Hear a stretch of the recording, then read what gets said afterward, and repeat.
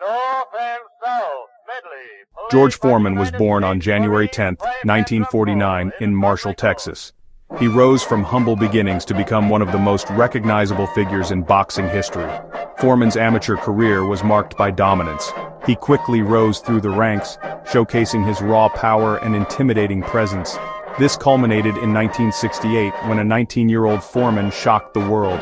He won the Olympic gold medal in Mexico City. Foreman's victory was a testament to his natural talent. It also foreshadowed the success he would find in the professional ranks. Foreman turned professional shortly after the Olympics. He wasted no time in making his mark. His professional career was characterized by a series of devastating knockouts. Foreman's rise through the heavyweight division was swift and brutal. In 1973, he faced off against the formidable Joe Frazier. Frazier, known for his own punching power and relentless style, was the reigning heavyweight champion. The fight was billed as an unstoppable force, meeting an immovable object. However, Foreman's power proved too much for Frazier. He knocked Frazier down 6 times in the first 2 rounds. The referee stopped the fight, declaring Foreman the new heavyweight champion of the world. At 24 years old, George Foreman had reached the pinnacle of the boxing world. He was the most feared man on the planet. His reign as champion seemed destined to last for years to come. Little did anyone know a showdown with destiny awaited him in Zaire. In 1974, George Foreman agreed to defend his title against Muhammad Ali. The fight, dubbed the Rumble in the Jungle, took place in Kinshasa, Zaire. Ali, the charismatic former champion, was considered the underdog against the younger, stronger Foreman. The fight was more than just a boxing match, it became a cultural event, capturing the attention of the world. Ali employed a strategy known as the rope-a-dope. He absorbed Foreman's punches while leaning against the ropes, wearing the champion down. As the fight progressed, Foreman began to tire. Ali, sensing his opportunity, unleashed a flurry of punches in the 8th round. Foreman, unable to defend himself, was knocked down and counted out. The upset shocked the boxing world. Ali, against all odds, had regained the heavyweight title.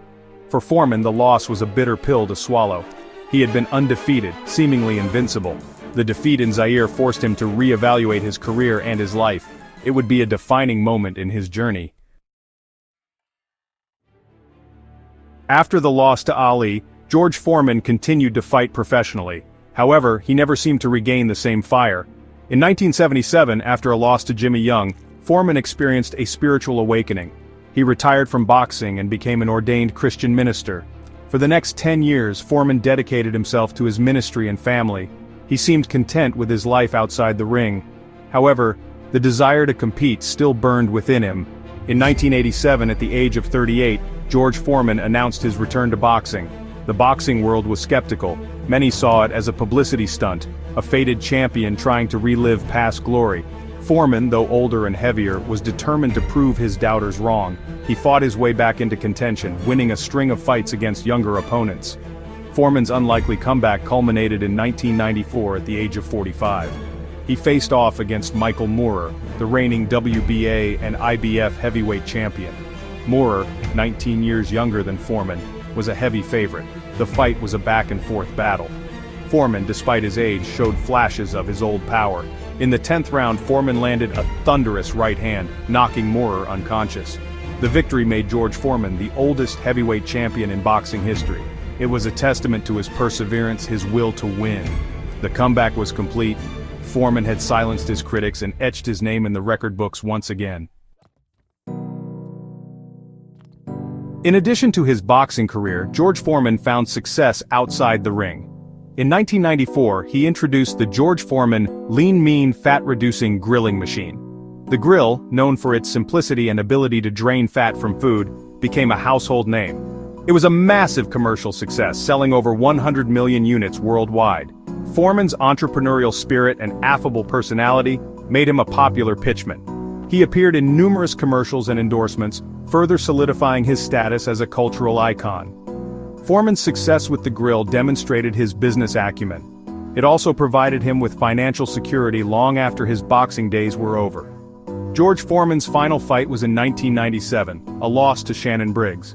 He retired from boxing with a record of 76 wins, 68 by knockout, and 5 losses. After retiring from boxing, Foreman continued to work as a boxing analyst for HBO. He also remained involved in various charitable endeavors. His life story from troubled youth to two-time heavyweight champion to successful entrepreneur is an inspiration.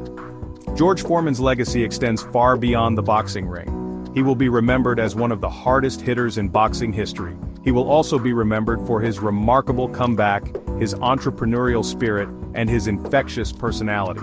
George Foreman was a true original, a one-of-a-kind athlete and a cultural icon. Don't forget to like, share, comment, subscribe, and ring the bell for more interesting content.